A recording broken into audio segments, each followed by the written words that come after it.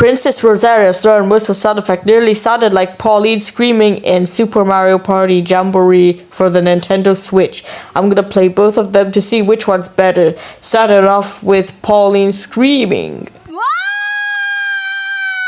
Sounds very funny and dramatic. And now for Princess Rosario's throw and whistles.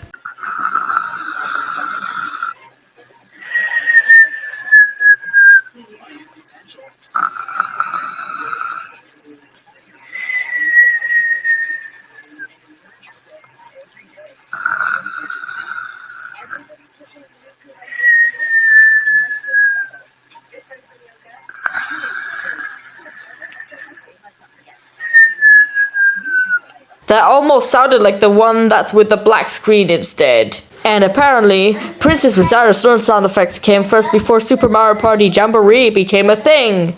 Anyways, which one sounds better? Comment down below. And this is me signing off!